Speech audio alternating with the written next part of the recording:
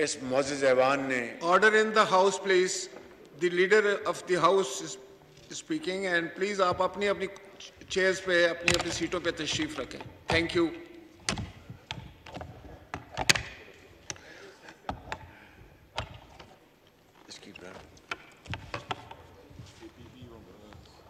जनाब prime minister साहब, 10 अप्रैल 2022 एक तारीख साज दिन था जब पहली मर्तबा पाकिस्तान की तारीख में आइन और कानून की रूह के मुताबिक अदम एतमाद की करारदाद कामयाब हुई और आइन के मुताबिक इस ऐवान की मंशा और वोटों के मुताबिक एक नई हुकूमत मार्ज़ वजूद में आई। ना दीवारें फलांगी गईं और ना ही कोई गिरफ्तारियां हुई और पाकिस्तान और ये ऐवान और आपकी जो इज्जत और तौकीर है उसमें इजाफा हुआ। जनाब स्पीकर, मैं आज आपके सामने खड़ा हूं और इस मुअज़्ज़ज़ ऐवान जो कि तमाम इदारों की मां है, तमाम इदारे इसी पार्लियामेंट की कोख से उन्होंने जन्म लिया। क्या मैं बड़े अदब से आपसे ये सवाल करना चाहता हूं और इस मुअज़्ज़ज़ ऐवान के तमाम मेंबरान से आयल के दोनों तरफ कि क्या किसी जत्थे को या किसी जमात को डंडों और पत्थरों के जरिए ये हक दिया जा सकता है कि वो आइन से बगावत करे और आइन को तहवाला करे। जनाब स्पीकर, ये हमारी हुकूमत जो 11 अप्रैल को मैंने हल्फ उठाया था, दो हमारे सामने जो मुतहद्दा जो पार्टियां जो इसका हिस्सा हैं, दो हमारे सामने अहदाफ थे। एक शफाफ तरीके से आइंदा इलेक्शन हो, जिसका आज यहाँ पर बिल पेश किया गया और मैं मुबारकबाद देता हूँ इस हाउस को कि उन्होंने आज ये बिल पास करके आइंदा के लिए शफाफ इलेक्शन की बुनियाद रख दी है। और उसके लिए तमाम मैं कायदीन और मेंबरान का न सिर्फ शुक्रगुजार हूँ बल्कि मुबारकबाद पेश करता हूँ और आपका भी बहुत शुक्रगुजार हूँ जनाब स्पीकर कि आपने बड़े अच्छे अंदाज में आज इनके ऊपर आपने बहस करवाई। और दूसरा जनाब स्पीकर हदफ ये था और है कि हम जो डूबती हुई हमारी मईशत है, जो हचकोले खा रही है, उसको हम सब मिलकर उसको हम शबाना रोज मेहनत करके हम उसको किनारे पर लगाएं। ये काम एक इंतहाई मुश्किल काम है, जान जोखों का काम है, लेकिन जनाब स्पीकर दुनिया की तारीख, असर हाजिर की तारीख इस बात की गवाह है, पुकार पुकार कर हमें बताती है कि जब हालात बहुत मुश्किल हों और बहुत बड़े चैलेंजेस हों तो फिर उतनी कुव्वत और मेहनत से जब आप काम करते हैं तो फिर हालात का रुख बदल जाता है और हालात बहुत अच्छे बन जाते हैं। ये दुनिया की तारीख हमें बताती है, हमें कुरान करीम इसका सबक देता है। नबी करीम सल्लल्लाहु अलैहि वसल्लम की उसवा हसना, उससे हमें ये सबक मिलता है जी। तो मैं समझता हूं जनाब स्पीकर कि ये है वो दो अहदाफ जिसके लिए मैं और ये हमारी मौजूद टीम के मेंबरान जिसके लिए दिन रात मेहनत कर रहे हैं। तो क्या जनाब स्पीकर, इन हालात में जब पिछली हुकूमत ने मईशत का बेड़ा गर्क कर दिया और आज जब हम उसको ठीक करने के लिए मेहनत कर रहे हैं, उसका फल तो अल्लाह ताला ने देना है, तो क्या फिर किसी फितना फसाद और अनारकी की गुंजाइश है? क्या फिर दोबारा धरनों की गुंजाइश है?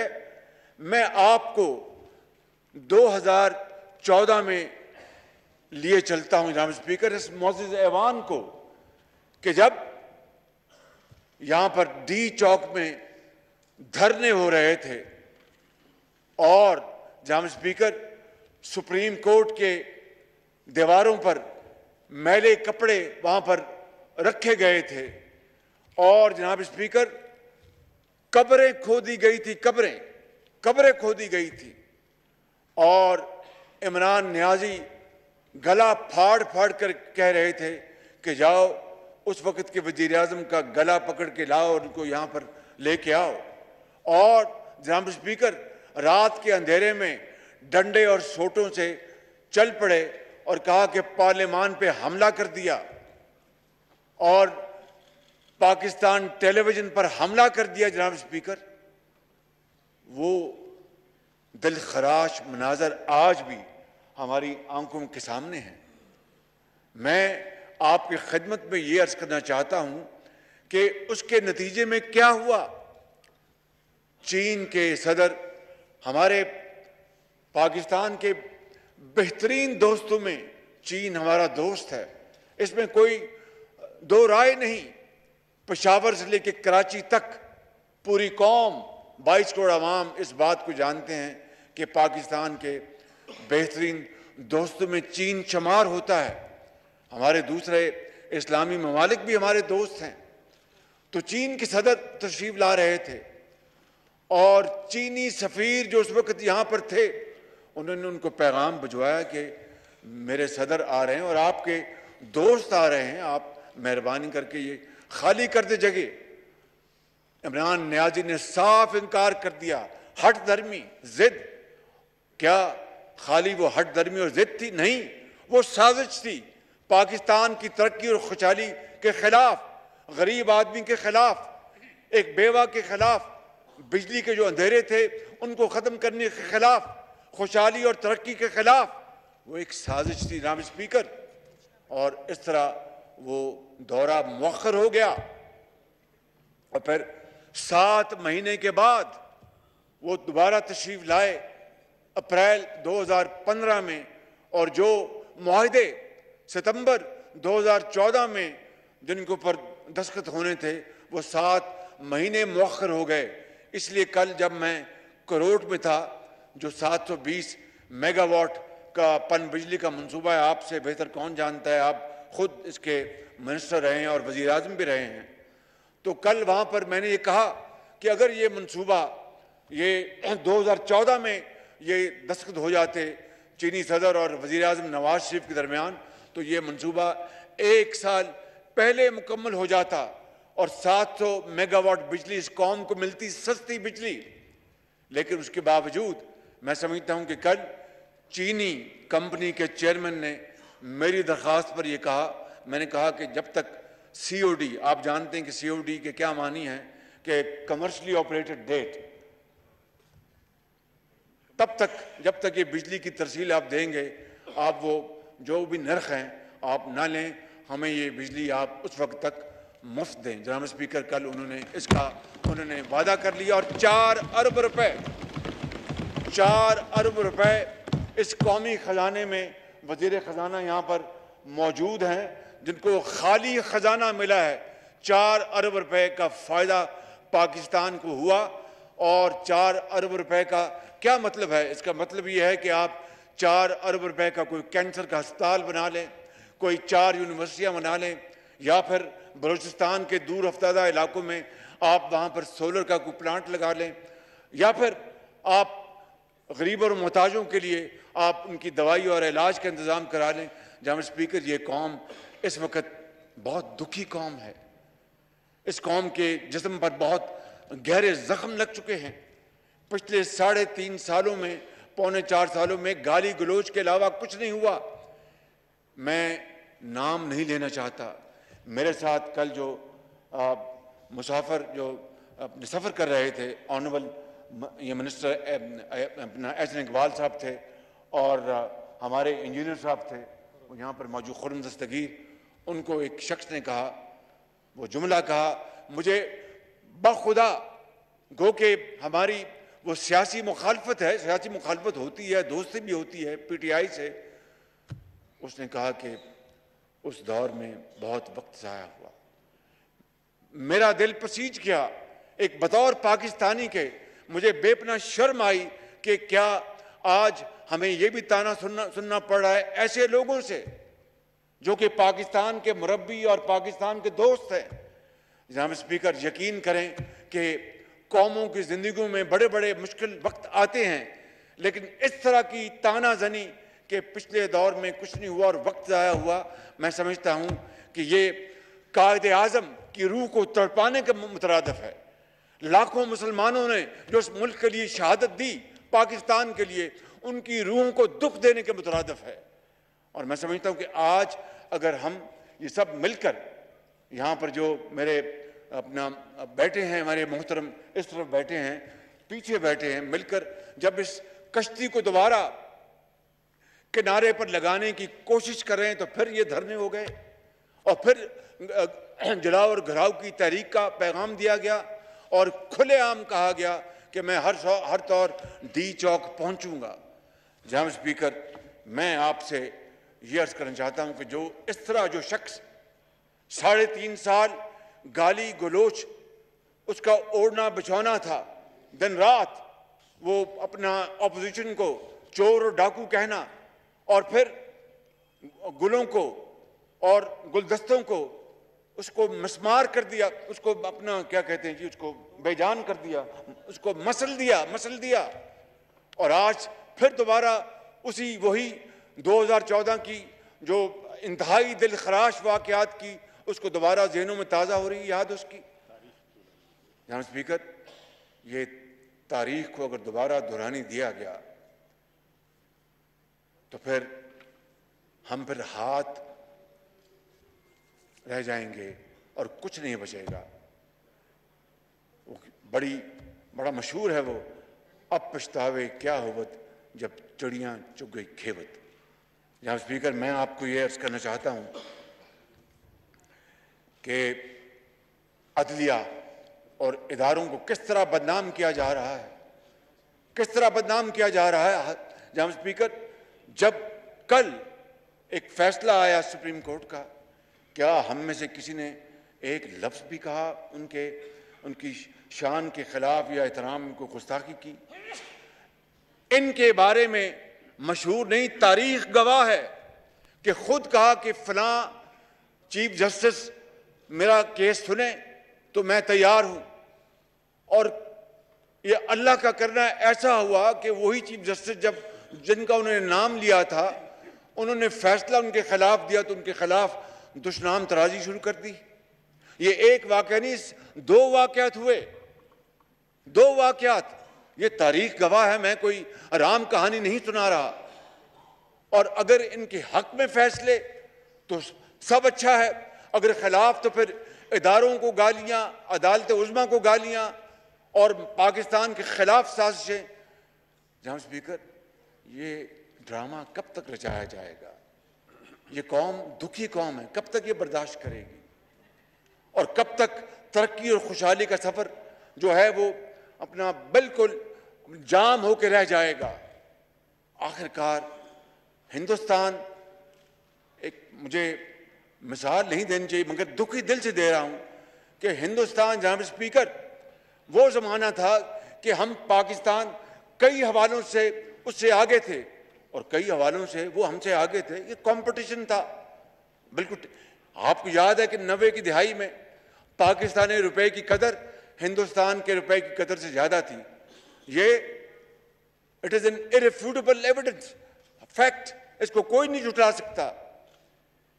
इसी तरीके से जनाब स्पीकर, आप जानते हैं कि 90 की दिहाई में पाकिस्तान की जो मईशत है उसको आजाद किया गया। हिंदुस्तान ने हमें कॉपी किया, उसने हमें कॉपी किया।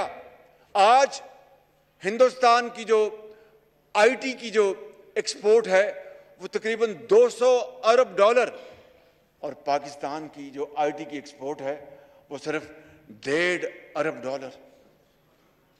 कहां हमने अपनी इकोनॉमी को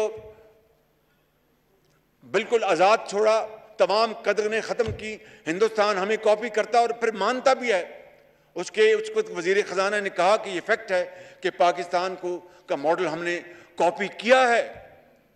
जहां स्पीकर, आज तक सुनते आए स्कूलों में कि साउथ कोरिया ने पाकिस्तान का जो 5 ईयर प्लान उसको चुराया और वहां पर इंप्लीमेंट कर दिया। हमारे प्लान लोग चुराएं और इंप्लीमेंट करें और हम प्लान बना के उसकी तबाही कर दें। ये जनाब स्पीकर, ये संगीन मजाक अब मजीद जारी नहीं रह सकता, इसको ख़त्म होना होगा। और जनाब स्पीकर, हम सियासतदान हैं, सियासतदान मिलकर बात करते हैं, तलखियाँ होती हैं, उसको गुफ्तगू के ज़रिए उसको नेगोशिएट करते हैं, और कभी तल्ख नवाई भी होती है, सब्र और तहम्मुल से बर्दाश्त करते हैं। लेकिन अगर मैं ना मानूं और फिर बंदूक उठा लूं, परसों लाहौर में जो असलहा जो पकड़ा गया था वो किस काम के लिए था? वो इस्लामाबाद आ रहा था और एक सिपाही जो फर्ज की अदायगी में उसने जामे शहादत नोश किया। जनाब स्पीकर, उसके बारे में पीटीआई के सरदार ने क्या कहा? अभी स्पीकर, देखती आंख ने और सुनते कानों ने कभी इस तरह का मंजर नहीं देखा कि एक शख्स in the line of duty वो शहादत कबूल करे, उसके सीने पे गोली लगे और उसके ऊपर तंज की जाए। जहां जिक्र, ये आज तक कभी देखा कि इसकी वजह क्या है? कि ये माशरे में जो जहर घोला गया है, जो माशरे को तकसीम दर तकसीम किया गया है, और उसको जिस तरह खुली छूट मिली वो हर तरफ जाकर उसने तबाही मचा दी। तो आज अगर हम, ये लोग इस मुल्क के अजीम बाशिंदे हैं, ये बहनें हैं, ये बुजुर्ग बैठे हैं, नौजवान बैठे हैं, इस तरफ बैठे हैं, पीछे बैठे हैं, ये अगर उन्होंने एक कमर बांध ली है कि हमने ये काम करना है और मेहनत करनी है और ये हालत बदलनी है। अल्लाह ताला का भी हुक्म है कि जब तक तुम अपनी हालत खुद नहीं बदलते, मैं उस कौम की हालत नहीं बदलता।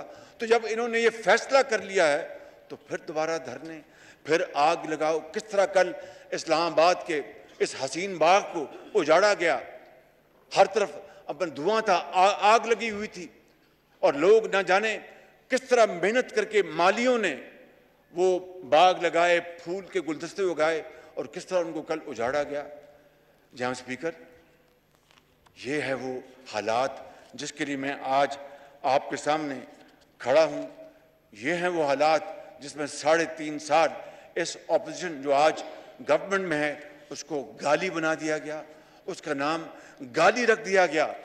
तो जनाब स्पीकर, मैं आज ये कहने आया हूं कि आज इस ऐवान को फैसला करना है, आज आपको फैसला करना है, आज मोहतरम आसिफ जरदारी साहब को फैसला करना है, बिलावल भुट्टो साहब को फैसला करना है, मुझे फैसला करना है, मौलाना असद साहब को फैसला करना है, सरदार अख्तर बेंगल साहब को फैसला करना है, सरदार खालिद मक्सी को फैसला करना है, मौलाना फजल रहमान साहब को फैसला करना है, इस ऐवान ने फैसला करना है, चौधरी सादिक ने फैसला करना है, 22 करोड़ अवाम ने फैसला करना है। क्या हमने फसाद की तरफ जाना? जी, अपना मेरे भाई एमकम सरबराह खालिद जी खालिद मकबूल सदीकी साहब ने फैसला करना है कि क्या हमने फितने का रास्ता रोकना है या फिर इसकी इजाज़त देनी और पाकिस्तान को अपने हाथों से खुदा न खास्ता तबाह होते देखना है। यहाँ स्पीकर, मैं ये बात कर चुका कि किस तरह 2014 में इस मुल्क के माश को तबाह किया गया। और जनाब स्पीकर, आपको याद होगा कि उस वक्त भी 2014 में भी वो अफसर और जवान जो अपनी ड्यूटी और अपना फर्ज अदा कर रहे थे, उनको किस तरह लहूलुहान किया गया। एक एसपी, आज भी वो दिलखराश मंजर पूरे पाकिस्तान को याद है, इस मुअज़्ज़ज़ ऐवान को याद है। और 126 दिन डी चौक पर तमाशा लगा रहा और खूनी मार्च के ऐलानात होते रहे। यहाँ स्पीकर, आज फिर उसी खूनी मार्च का इरादा किया गया और जिस तरह जत्थे यहाँ पर इस्लामाबाद लाए गए, मैं समझता हूँ कि इसकी कतन इजाज़त नहीं होनी चाहिए थी। ऑनरेबल इंटीरियर मिनिस्टर ने ये बात तय थी। मैंने ये कहा था कि कोई लाइव एमुनिशन लेके नहीं आएगा, पुलिस का एहलकार हो या कोई और हो, कोई लाइव एमुनिशन नहीं लेके आएगा। हत्तुल मकदूर हमने कोशिश की कि खुदा ना खास्ता किसी की जान को ख़तरा ना हो, किसी भी हवाले से। कोई हवाई फायर होता है, कुछ और हो जाता है। और बाकी जो मुहज़्ज़ब माशरों में ऐसे गैर आइनी जो मार्च होते हैं, खूनी मार्च होते हैं, उनको रोकने के लिए जो लॉ इन्फोर्सिंग एजेंसीज हैं, जो भी वो इकदाम लेती हैं एक दायरे में रहकर, उस पूरी दुनिया में होता है। आंसू गैस है, रबर बुलेट्स हैं, कंटेनर्स हैं, वो सारा इंतज़ाम किया गया। मगर उसके बावजूद भी जाम स्पीकर के इस बात के पेश नज़र कि खुदा न खास्ता कोई जानी नुकसान ना हो जाए, हमने बहुत एहतियात बरती।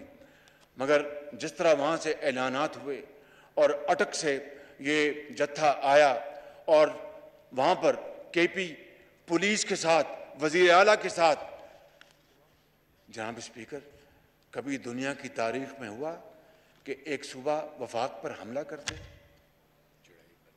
कभी आज तक हुआ? और मसल्ला जत्थे हों और भरपूर वहाँ पर नारे लगाए जा रहे हों। जनाब स्पीकर, एक सूबे की हुकूमत के सरबराह और उनकी पूरी मावनत से वफाक के ऊपर कल हमला किया गया। जनाब स्पीकर, ये बात किसी मुहज़्ज़ब माशरे में इसकी इजाज़त नहीं दी जा सकती। और बिलियन ट्री के झूठे नारे लगाने वालों ने किस तरह कल दरख्तों को यहाँ पर जड़ों से काटा, पौधों को काटा, उनको मसल दिया गया। जी आग लगाई, जलाया, बिल्कुल ठीक कहा आपने।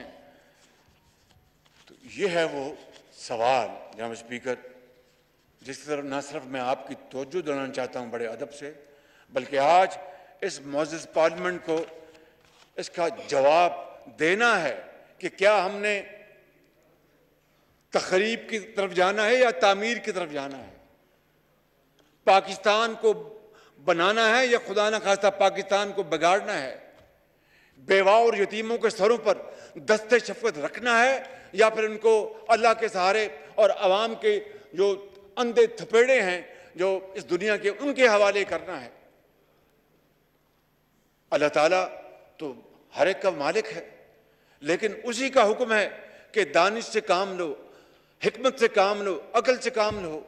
ये तो फैसला हमने करना है कि मस्जिद की तरफ जाना है या जिस तरह मौलाना साहब आज फरमा रहे थे, या फिर एक खुदा न खास्ता कहवा खाने में जाना है। ये तो फैसला हमारी अकल और दानिश ने करना है। तो क्या हमने तबाही का रास्ता इख्तियार करना है या हमने पाकिस्तान को बनाने का रास्ता इख्तियार करना है? जनाब स्पीकर, मैं इस मौके के ऊपर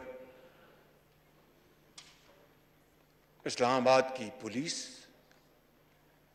रेंजर्स, एफसी, ट्रैफिक पुलिस इंतजामिया और तमाम उन लोगों को और इदारों को जिन्होंने कल इस गैर आईनी और इन जत्थों को रोकने के लिए और पाकिस्तान के बच्चों और बच्चियों और माँओं और बेटों और बुजुर्गों को बचाने के लिए, उनकी इमलाक को बचाने के लिए जो उन्होंने कल फ़राइज़ इंतहाई ईमानदारी से अदा किए, मैं उन सबको अपने इस पूरे ऐवान को तरफ से उनको हदिया तबरीक पेश करता हूँ।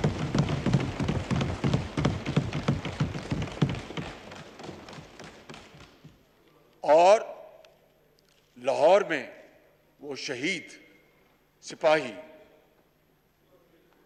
उनको पूरा ऐवान उनके लिए दुआ गो है कि अल्लाह ताला उनको, कुरान करीम इस बात की जगह जगह फरमाता है कि इनको मुर्दा मत कहो, ये जिंदा हैं। बहरहाल अल्लाह ताला उस अजीम सिपाही के दर्जात बुलंद करे और जनाब स्पीकर उनके घर वालों से ताज़ीद करना एक सुन्नत भी है, एक फ़र्ज़ भी है, रिवाज भी है, समाज भी है। लेकिन कौन उन बच्चों और बेवा को जनाब स्पीकर ये तसल्ली देगा कि हमारे अब्बू कब वापस आएंगे, माँ मेरा बाप कहाँ चला गया, कब वापस आएगा। ये है वो दास्तान, दिलखराश दास्तान। और उम्रें गुजर जाएंगी, वो बच्चे और बेटियां और वो बेवा अपने खामन को और वो बच्चे अपने वालिद को भूलेंगे नहीं। और फिर उसके ऊपर जख्मों के ऊपर नमक छिड़कना, इससे बड़ी जुल्म और ज्यादती की बात जनाब स्पीकर नहीं हो सकती। मैं आज उस शहीद के लिए भी वफाक की तरफ से और जो हमारे लाइन ऑफ ड्यूटी में जो लोग बच्चे बेटे हमारे ज़ख्मी हुए हैं, उनके लिए मैं वफाक की तरफ से एक पैकेज का ऐलान करता हूं ताकि इनका हौसला बढ़े, इनकी हौसला बढ़े, इनको हिम्मत हो कि हर अच्छे काम के लिए हुकूमत वक्त उनकी पुष्ट पर है। जनाब स्पीकर, शहीदों के जाने का दुख, उनके अहला खाना से हम सब ताज़ियत करते रहेंगे, दुआ भी करते रहेंगे। मेट्रोस की तामीर भी फिर हो जाएगी, हमने पहले भी तामीर की थी, इन्होंने तकरीब की, फिर हम तामीर करते जाएंगे। जितनी बार ये जलाएंगे हम उसको दोबारा बनाते रहेंगे। लेकिन ये सफ़र कब तक, ये मजाक कब तक, ये मेरा वतन, ये मेरे वतन के 22 करोड़ अवाम कब तक इस संगीन मजाक को ये झीलते रहेंगे। जनाब स्पीकर, ये है वो सवाल, चुपता हुआ सवाल, जिसका जवाब आज इस मोअज़्ज़ज़ ऐवान ने देना है। जनाब स्पीकर, आपको याद है, ये कोई बहुत माजी बईद की बात नहीं, माजी करीब की बात है, जब दहशतगर्दी के हाथों इस कौम के हज़ारों नौजवान, आज भी जब आप किसी सड़क पे जाते हैं तो कोई अगर बेचारा वो माजूर है तो शायद कि उसको दहशतगर्दी के ज़माने में किसी दहशतगर्द ने बम फेंका, उसकी टांग उसकी टूट गई, कट गई। अगर कहीं कोई माँ अगर अपना बिस्तरे मर्ग पर दराज है तो वो इलाज ना करा सकी, इसलिए कि दहशतगर्दी के अंधे थपेड़ों के हवाले उसको कर तो दिया गया, लेकिन घर वालों पे इलाज के इतने वसाइल नहीं थे। ये हैं वो अजीम कुर्बानियाँ जनाब स्पीकर, हज़ारों पाकिस्तानियों ने दी हैं, सिपाहियों ने दी हैं, पुलिस के अफवाज पाकिस्तान के अफसरों और जवानों और उनके बेटों ने दी है, लॉ इन्फोर्सिंग एजेंसी ने दी हैं, पूरे चारों सूबों के अवाम ने दी हैं, और सबसे बढ़कर खैबर पख्तूनख्वा के अवाम ने दी हैं, जो कि एक फ्रंट लाइन के तौर पर ये जंग लड़ता रहा दहशतगर्दी की। तो आज उसके बाद पेशावर में जहाद के नारे लगाए जाएं। जनाब स्पीकर, जहाद किसके खिलाफ? हिंदुस्तान के खिलाफ, दुश्मन के खिलाफ? किसके खिलाफ जहाद के नारे लगाए गए? जनाब स्पीकर, यह है वो सवाल। अगर इसका जवाब इस कौम को ना मिला और इस ऐवान ने ना दिया तो फिर खुदा न खास्ता हमारी जो डायरेक्शन जो है हमेशा के लिए तब्दील हो सकती है। जब स्पीकर ये वहां पर पेशावर में जहाद के नारे लगाए गए और मजहब को जाती मकसद के लिए इस्तेमाल किया गया, इससे बड़ा कभी और कोई फेल हो नहीं सकता। इस फेल का जितनी शिद्दत से ये ऐवान उसकी मजम्मत करे जनाब स्पीकर, वो कम होगी। मैं चाहूंगा कि आज इस बात के खिलाफ और कल के वाक़यात के खिलाफ ये ऐवान एक करारदाद मंजूर करे, इसकी भरपूर मजम्मत करे और आइंदा ऐसे वाक़यात की रोकथाम के लिए कोई भी हुकूमत हो उसको पूरा इख्तियार दे कि वो अवाम की जान और माल की हिफाजत के लिए वो भरपूर आगे बढ़े।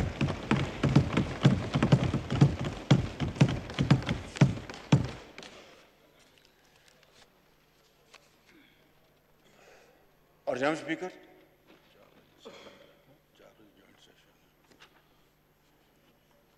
मैं वक्त की किल्लत को बिल्कुल समझता हूँ जनाब स्पीकर, जॉइंट सेशन भी है।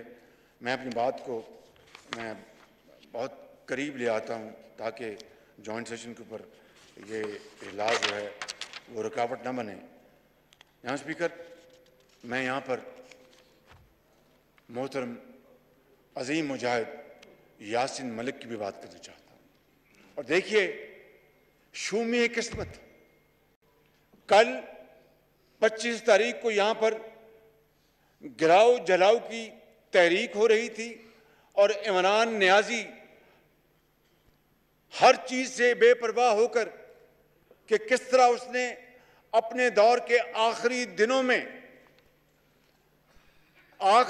में सब्सिडी न होने के बावजूद, वसाइल न होने के बावजूद तेल और पेट्रोल की कीमतें जो आज दुनिया भर में आसमानों से बातें कर रही हैं, उसकी कीमतें कम करके हमारे लिए एक बारूदी सुरंग बिछा गया ताकि जब ये आएंगे तो इनको अगर कीमतें बढ़ानी पड़ेंगी तो मैं 25 तारीख को इसका एक और मैं शोशा छोड़ूंगा कि देखो मैंने तो कीमतें कम की थी और इन्होंने बढ़ा दी।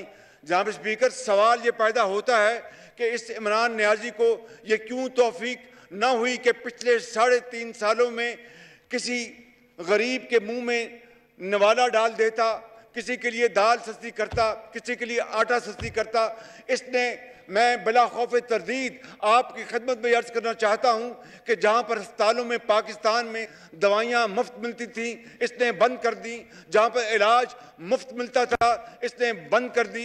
जहां पर एक्सरे फ्री थे, इसने बंद कर दिया। PKLI को तबाह कर दिया। और जनाब स्पीकर, जो हेपेटाइटिस के लाखों मरीज हैं इस मुल्क में, वहां पर फ्री इलाज था, उसको बंद कर दिया, जिंदगी तंग कर दी। मैं समझता हूं कि इसके बाद भी कोई आपको सबूत चाहिए कि ये शख्स असल में ये अपने लिबादे में पाकिस्तान की खुशहाली और तरक्की का दुश्मन है, उसका साथी नहीं है। ये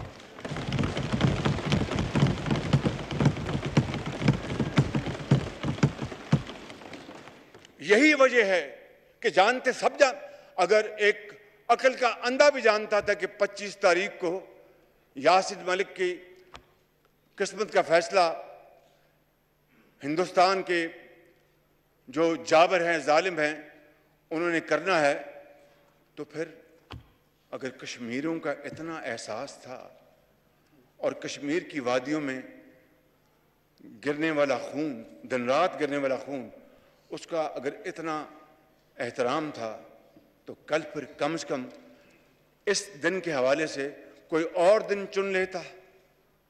परवाह नहीं थी कश्मीरियों की, सब झूठ, कोई परवाह नहीं थी उनकी, उन शहीदियों की कोई परवाह नहीं थी, कोई परवाह नहीं थी, कोई एहसास है। पत्थर दिल जो शख्स, और मैं ये हकायक पर मबनी बात कर रहा हूं जनाब स्पीकर, मुझे आदत नहीं है कि मैं एग्जेजरेट करूं या खुदा न खास्ता कोई ऐसी बात करूं जिसका मुझे शर्मसारी हो। इंसान है, गलती तो हम सबसे होती है। वो शख्स जो इनकी पार्टी के फाउंडर मेंबर थे, मैं आपको ये मिसाल इसलिए दे रहा हूं कि आप मेरी गुजारिश को करीब से समझ सकें। उनका नाम था हक साहब, क्या नाम था उनका, नईमुल हक, he was one of the founding member of this party. जनाब स्पीकर, उनका कराची में इंतकाल हो गया, ये उनके जनाजे पे नहीं गए। अगर वक्त नहीं था, मिला गाली गलोच के अलावा, क्योंकि दिन रात गाली गलोच करते थे, वक्त नहीं मिला था तो घर जाकर कहीं फातिहा कह लेते, ये वहाँ नहीं गए। जिस शख्स का ये आलम हो कि इतना पत्थर दिल हो कि परवाह तक न हो एक ऐसे साथी की जिसने पीटीआई की बुनियादें रखी, उसकी बुनियाद में सीमेंट डाला, गारा डाला, तो कश्मीरियों की ये किस तरह परवाह करेगा? अगर ये वाकई पीटीआई के लीडर था और पाकिस्तान की इज्जत वकार इसको बहुत अपना अहम था, तो फिर कल यासिन मलिक के हवाले से पिछले 5 दिन से ये शोर पूरी दुनिया में मच रहा था कि उसको नाजायज सजा दी जाएगी। इसने जानबूझ के ये दिन रखा कि मुझे क्या परवाह इन कश्मीरियों की, मैंने पाकिस्तान में आग लगानी है खुदा न खास्ता और जलाओ घराओ करना है, कुछ हो जाए मैं इसे बाहर नहीं आऊँगा। ये है वो मेंटेलिटी, ये है वो एक इंतहाई कभी सोच, पस्त सोच, जिसने पाकिस्तान को आज तबाही के दहाने पर नहीं, खुदा न खास्ता बिल्कुल तबाही के दहाने लगा दिया है। लेकिन मैं समझता हूं कि जनाब स्पीकर, यासिन मलिक के हवाले से मैं बात कर रहा था कि वो एक अजीम माँ का एक अजीम बेटा है, और आज ये पूरा ऐवान, कल जो सज़ा दी गई नाजायज़ यासिन मलिक को, पूरा अवान एक आवाज़ के साथ उसकी भरपूर मजम्मत करता है। और रावलपिंडी में उनकी अहलिया और उनके बच्चों के साथ हमारे दिल धड़कते हैं, उनको यकीन दिलाते हैं कि जब तक हमारे जिस्म में सांस है, जान है, खून दौड़ रहा है, हम यासिन मलिक के लिए, कश्मीर की आज़ादी के लिए, कश्मीर की अक़वाम मुत्तहिदा के करारदादों के मुताबिक उनकी हक़ खुद इरादियत के लिए हम इंशाअल्लाह हमेशा पाकिस्तान का 22 करोड़ कुंबा उनके लिए साथ खड़ा होगा और शाना बशाना उनकी आवाज़ में आवाज़ बनाएगा। जनाब स्पीकर, मैं ख़त्म कर रहा हूँ। मुझे मालूम है कि आप मुझे इशारतन ये बात कर रहे हैं। जनाब स्पीकर, मैं आपको ये कहना चाहता हूँ कि इस वक्त मुल्क पाकिस्तान, कायद का पाकिस्तान यकीनन ख़तरात में मंडला रहा है। और अगर बात इलेक्शन की थी, जिस तरह मैंने कहा, तो फिर ये ऐवान में आते। जनाब स्पीकर, मैं ये बात वाज़े कर देना चाहता हूँ इस जत्थे के सरबराह को कि तुम्हारी डिक्टेशन नहीं चलेगी, ये हाउस खुद फैसला करेगा। हमें शफाफ इलेक्शन कराने हैं, कब कराने हैं ये ऐवान फैसला करेगा, ये ऐवान फैसला करेगा। और जब तक ये कोलिशन गवर्नमेंट चाहेगी, हम दिन रात मेहनत करके मसाइल को हल करेंगे। इस हुकूमत की जो मियाद 1 साल 2 महीने है, इमरान खान नियाज़ी किसी भूल में न रहना। हम बातचीत के दरवाजे खुले हैं, बातचीत करना ये सियासतदानों का सबसे आला ज़र्फ़ होता है, सबसे शानदार टूल होता है, हथियार होता है। बातचीत के लिए दरवाजे खुले हैं। मैं कमेटी बना सकता हूं, लेकिन अगर तुम्हारा ख्याल है कि तुम हमें मरूब कर लोगे, ब्लैकमेल कर लोगे, डिक्टेशन दोगे, तो अपने घर में दो, इस ऐवान को मत दो ये डिक्टेशन।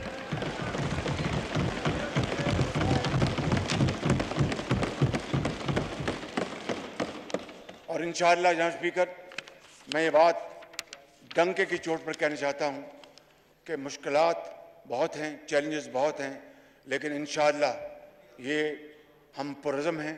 खुदा ताला के फज़ल व करम से हम में हिम्मत है, जान है, हम जान लड़ा देंगे पाकिस्तान को अजीम बनाने के लिए। हम अपना खून पसीना बहाएंगे पाकिस्तान को एक अज़मत वाला मुल्क बनाने के लिए।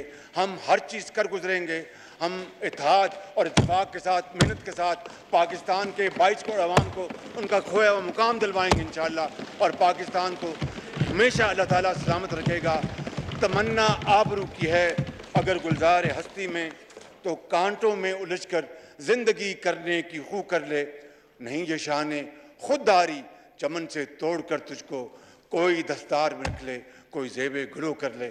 और आखिरी शेर करना चाहता हूं जो कि आज के इस मौके के लिए इंतहाई रेलेवेंट है, वो ये है क्योंकि मुश्किलात बहुत हैं, चैलेंजेस बहुत हैं। इन अंधेरों में भी मंजिल तक पहुंच सकते हैं हम, जुगनुओं को रास्ता तो याद होना चाहिए। इन अंधेरों में भी मंजिल तक पहुंच सकते हैं हम, जुगनुओं को रास्ता तो याद होना चाहिए। और जुल्म बच्चे जल रहा है कूचाओ बाजार में, अदल को भी साहिब औलाद होना चाहिए।